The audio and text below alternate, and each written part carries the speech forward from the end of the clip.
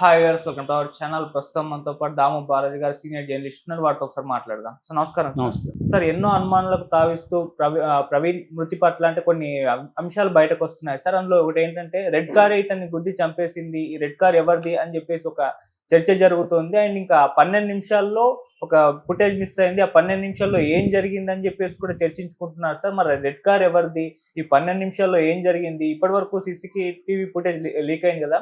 So దాంట్లో ఏముంది, దాన్ని చూసి ఏమన్నా తెలుసుకోవచ్చా, ఇతని మృతికి గల కారణం ఏంటి అని చెప్పేసి మరి ఇప్పటివరకు వచ్చిన అప్డేట్స్ ఏంటి సార్? యాక్చువల్గా అతని నిన్న పోస్ట్ మార్టం జరిపారు. ప్రవీణ్ పగడాల పాస్టర్ ఆయన పోస్ట్ మార్టం జరిపి నిన్న ఈవినింగ్ హైదరాబాద్ తీసుకొచ్చారు. ఈరోజు 10 నుంచి 12 వరకు సెంటనరీ బాప్టిస్ట్ చర్చి సికింద్రాబాద్లో ఆయన భౌతికాయాన్ని ఉంచుతారు. దాని తర్వాత సెయింట్ జాన్స్ సిమెట్రీ మన పరేడ్ గ్రౌండ్స్ పక్కన ఉంటుంది, అక్కడ ఈయన్ని ఖననం చేసే అవకాశాలు ఉన్నాయన్నమాట. సో ఈ నేపథ్యంలో ఇప్పుడు ఏంటంటే ఈయన మృతి పట్ల తీవ్రమైన ఆందోళన ఉన్నాయి. కానీ పోలీసులు చెప్తున్నది మాత్రం ఇది యాక్సిడెంట్గానే వాళ్ళు పరిగణించారు. అయితే ఇక్కడ అనేక విషయాలు బయటికి వచ్చాయి. ఒకటేమంటే ఈ క్రిస్టియన్ సంఘాలందరూ కూడా మొత్తం రాజమండ్రి ఎయిర్పోర్ట్ నుంచి ఈ యాక్సిడెంట్ జరిగిన స్పాట్ వరకు సీసీటీవీ ఫుటేజ్లు అంతా బయట పెట్టాలి అని ఒక వాదన బయటకు వచ్చింది. రెండోది ఏంటంటే ఇతనిది ఆల్రెడీ నిన్న ఒక సీసీటీవీ ఫుటేజ్ వచ్చింది. అదేంటంటే కొవ్వూరు టోల్గేట్ దగ్గర ఇతను బైక్లో చాలా స్లోగా వెళ్తున్నట్టుగా, అది రాయల్ ఎన్ఫీల్డ్ బైక్ వెళ్తున్నట్టుగా వచ్చింది. దాని మీద కూడా కొన్ని క్రిస్టియన్ సంఘాలు అబ్జెక్షన్ చేస్తున్నాయి. ఇది అసలు అబద్ధం, అతను కాదు, అతను లాగా ఒకరికి గెటప్ వేసి అతను లాంటి బైక్ పెట్టి కావాలని అది చేశారు, అది అతనిది కాదు అనేది వాదన వస్తుంది. సో మొత్తం మాకు అది ఒక్క షాటే ఎందుకు ఉంది, మొత్తం మాకు పెడితే మాకు అర్థమవుతుంది అతనా కాదా అనేది. ఇది కావాలనే ప్లాన్ చేశారు, డైవర్ట్ చేయడానికి అతన్ని చంపేసి ఇతను ఆ టైంలో అక్కడ వెళ్తున్నట్టు చూపించారు. ఇది రాంగ్ అనేది కొంతమంది చెప్తున్నారు. ప్రధానంగా ఇప్పుడు ఏంటంటే ఈ జరిగిన స్పాట్ ఏదైతే ఉందో రాజానగరం పోలీస్ స్టేషన్ పరిధిలో జరిగింది. దివాన్ చెరువు తర్వాత గామన్ బ్రిడ్జి మధ్యలో జరిగింది. నయారా పెట్రోల్ బంక్ ఉంది, ఈ నయారా పెట్రోల్ బంకు ఆపోజిట్లో ఇది జరిగింది. సో మామూలుగా అయితే ఈ రాయల్ ఎన్ఫీల్డ్ పోలీసులు చెప్తున్నది ఏమంటే ఇతను అదుపు తప్పి అది పక్కకి వెళ్ళిపోయింది, డౌన్లోకి వెళ్ళిపోయింది, ఇతని మీద పడిపోయింది, ఇతని మీద బరువు పడడంతో చనిపోయాడు. అందుకని మామూలుగా అయితే యాక్సిడెంట్ జరిగినా కూడా ఇతనికి హెల్మెట్ ఉంది కాబట్టి చనిపోయే అవకాశాలు తక్కువ ఉంటాయి, తలకు దెబ్బ తగిలే అవకాశం లేదు. కానీ ఇది బైక్ వెయిట్ పడడంతో హెల్మెట్ ఉన్నా కూడా లోపల తలకి దెబ్బ తగిలింది. అట్లాగే బ్లడ్ అంతా కూడా చిమ్మింది, పెదాలు కూడా ఇట్లు పోవడానికి కూడా అది తగలడమే కారణం అనేది పోలీసులు చెప్పారు. ఈవెన్ పోస్ట్ మార్టం రిపోర్ట్లో కూడా అదే వచ్చింది.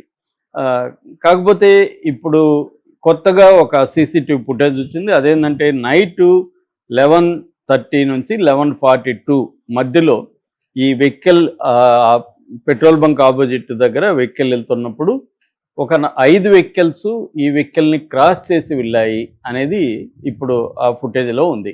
అందులో ఒక రెడ్ కారు అనుమానాస్పదంగా వీళ్ళకి అనిపిస్తుంది. ఎందుకంటే అది రెడ్ కారు కొట్టినట్టుగానే వీళ్ళు భావిస్తున్నారు.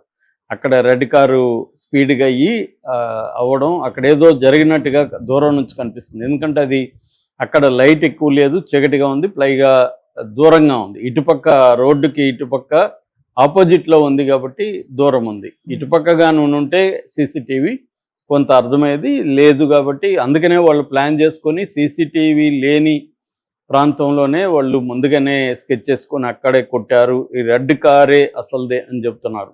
ఈ నేపథ్యంలో ఏమైందంటే చంద్రబాబు కూడా దీన్ని సీరియస్గా తీసుకున్నాడు. చంద్రబాబు దీని మీద విచారణకు ఆదేశించాడు. నిన్న కలెక్టర్ల సమావేశంలో కూడా ఆయన మాట్లాడాడు దీని గురించి. అట్లాగే డీజీపీని కూడా ఆదేశించాడు.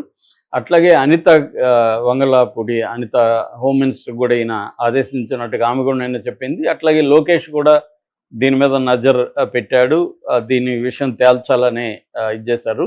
ఎందుకంటే చంద్రబాబుకి ఒక ప్రాబ్లం ఏంటంటే ఆల్రెడీ ముస్లింలు చంద్రబాబుని వ్యతిరేకిస్తూ ఈరోజు ఇస్తున్న ఇఫ్తార్ విందును బాయ్కాట్ చేశారు.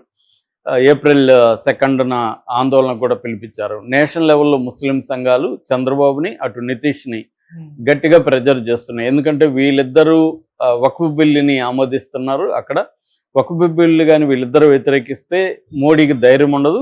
సో వీళ్ళిద్దరి మీద ప్రెజర్ పెడుతున్నారు. అక్కడ నితీష్ ఇచ్చే ఇఫ్తార్ విందును బాయ్కాట్ చేశారు. ఇక్కడ చంద్రబాబు ఇచ్చే దాన్ని బాయ్కాట్ చేశారు. దాంతోపాటు దేశవ్యాప్త ఆందోళన కూడా April 2nd పిలిపించారు. అందులో భాగంగా ఇక్కడ కూడా జరగబోతుంది. సో ఈ నేపథ్యంలో చంద్రబాబుకి ఆల్రెడీ మైనారిటీస్ ముస్లిం పాపులేషన్ వ్యతిరేకిస్తుంది. ఇప్పుడు క్రిస్టియన్ పాపులేషన్ కూడా వ్యతిరేకిస్తే ఆయనకి ఇబ్బందులకు వెళ్తామని చెప్పి చంద్రబాబు దీని మీద సీరియస్గా ఇమీడియట్గా ఇచ్చేశారు. మామూలుగా అయితే ఫస్ట్లో ఇది జరిగి మార్నింగ్ 11కి అలాగా ఫైండ్ అవుట్ చేశారు. జరిగింది నైట్ 11కి వీళ్ళ ఫ్రెండ్ అక్కడ జనగామ రోహన్ అని అతను ఇచ్చాడనమాట కంప్లైంట్. దాన్ని బేస్ చేసుకొని వెళ్ళారు. ఎందుకంటే తన ఫోన్ లిఫ్ట్ చేయట్లేదు అది ఇదని. అప్పుడు వెళ్ళినప్పుడు వాళ్ళకి అక్కడ ఈ డెడ్ బాడీ, ఈ బైక్ ఇదంతా కనపడింది. సో దాని తర్వాత వాళ్ళు ముందుగానే ఏంటంటే ఇది యాక్సిడెంట్గా తేల్చేశారు పోలీసులు. దాంతో పెద్ద ఎత్తున ఆందోళన చేశారు. రాజమండ్రి అంతా నిండిపోయింది. క్రిస్టియన్ సంఘాలు అనేక మంది ప్రేయర్స్ చేయడం ద్వారా నిరసన వ్యక్తం చేశారు. దీంతో ఒక్కసారిగా ఫస్ట్ అయితే తెలుగుదేశం మీడియా కానీ మెయిన్ స్ట్రీమ్ మీడియా దీన్ని పెద్దగా పట్టించుకోలేదు. సోషల్ మీడియాలోనే ఇది వార్తలు వచ్చాయి.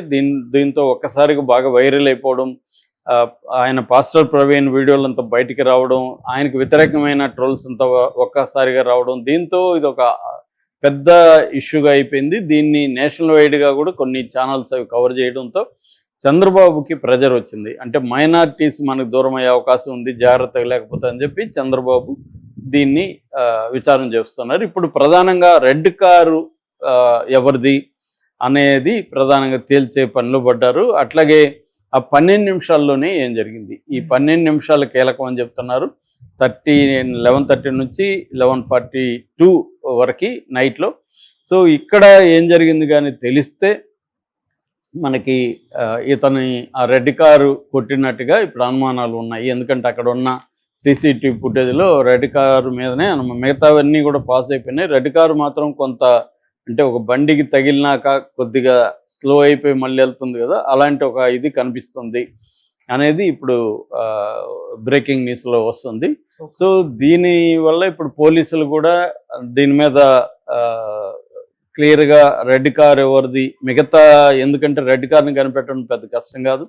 రోడ్లో టోల్స్ ఉన్నాయి కాబట్టి టోల్ దగ్గర ఫుటేజ్ ఉంటుంది. ఆ ఫుటేజ్లో రెడ్ కార్లో ఆ టైంలో ఎక్కువ ఏమి ఉండవు కాబట్టి ఎన్ని ఉన్నాయి చూసుకొని ఆ టైం కరెక్ట్గా మ్యాచ్ అయినా ఆ టైం చూసుకొని ఆ నెంబర్ కూడా అక్కడ టోల్లో నమోదై ఉంటుంది కాబట్టి ఆ నెంబర్ ద్వారా కారు ఎవరిది అనేది పట్టుకోవడం, అప్పుడు ఎవరు డ్రైవ్ చేస్తున్నారు, అక్కడ కారు ఏమైనా తగిలిందా, ఆ కారుని పరిశీలిస్తే కూడా తెలుస్తుంది. ఎందుకంటే కారు కానీ కొట్టుంటే ఒకవేళ ఇమ్మీడియట్గా వాళ్ళు ఏమన్నా దాన్ని రిపేర్ చేస్తుంటే చెప్పలేం, కానీ ఎంతో కొంత అయితే ఫైండ్ అవుట్ చేసే అవకాశం ఉంది. రిపేర్ చేస్తుంటే కూడా ఎక్కడ రిపేర్ చేస్తుంటారు ఏంటి అనేది కూడా ఆరా తీసే అవకాశం ఉంది. సో వాళ్ళు ఏమన్నా, ఎందుకంటే ఖచ్చితంగా డెంట్ అయ్యిండే అవకాశం ఉంది, ఇబ్బంది అయ్యిండే అవకాశం ఉంది, ఎందుకంటే ఆ వేగంతో కొట్టుంటారు కాబట్టి. సో ఇవన్నీ పరిశీలించి దాని ద్వారా కారు కొట్టిందా లేకపోతే మిగతా 5 వెహికల్స్ ఏవి అవేమన్నా చేస్తే ఇవన్నీ కూడా విచారించడానికి పోలీసులు అయితే బృందాలుగా ఏర్పాటు చేస్తున్నారు. దాదాపు 5 బృందాలు రంగంలో దిగే. సో ఇది ప్రధానంగా అనమాట. అంటే ఇప్పుడు ఆ టైంలో వెళ్ళిన ఈ 5 వెహికల్ని